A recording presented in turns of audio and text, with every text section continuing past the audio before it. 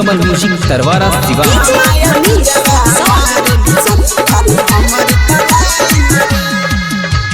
चढ़ल जमानी दोनों के चढ़ल जमानी दोनों के लगे बड़ी फाइन रे। चढ़ल जमानी दोनों के लगे बड़ी फाइन रे। होइने हवाया पूजवा मारे लिसन खाली हमारे पलाइन रे। होइने हवाया पूजवा मारे लिसन खाली हमारे पलाइन रे।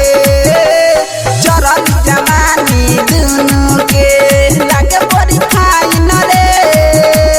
चढ़ल जमानी दोनों के लगे बड़ी फाइन रे।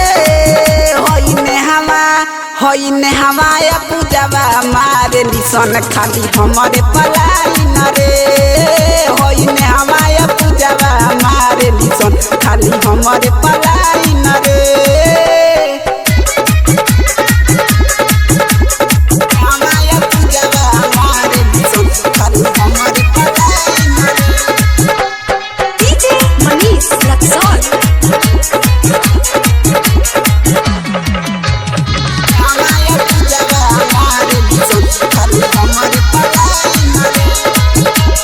चढ़ल जवानी बावे कर ढोरिए कविता खाल रे।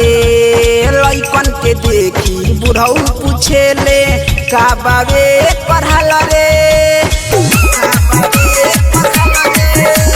चढ़ल जवानी बावे कर ढोरिए कविता खाल रे। लइकन के देखी बुढ़ऊ पूछेले का बावे पढ़ल रे। चोली में धरेले 10 के नंबरी। चोली में धरेले 10 के नंबरी। अरे चोली में धरेले 10 के नंबरी। बिया बड़ी फाइन रे। चोली में धरेले 10 के नंबरी। बिया बड़ी फाइन रे। होई सिलवारी नमा मारे लिसन खाली हमारे पलाइन रे।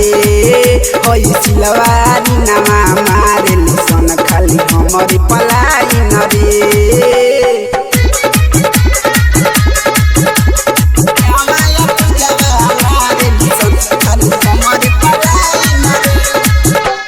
डीजे मनीष रक्सौल।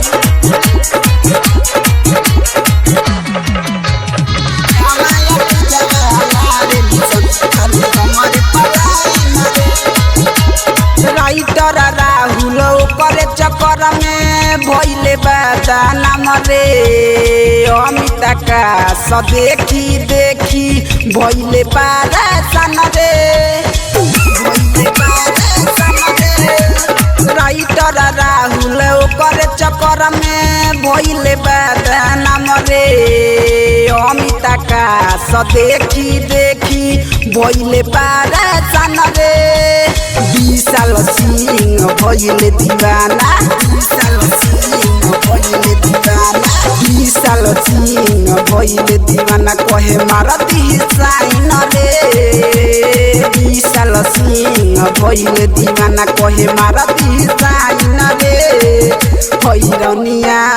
हैरनिया पूनमी मारे लिसन खाली हमारे पलाइन रे। होई सिलवा पूनमी मारे लिसन खाली हमारे पलाइन रे। Mixed by Neelkamal music Tarwara.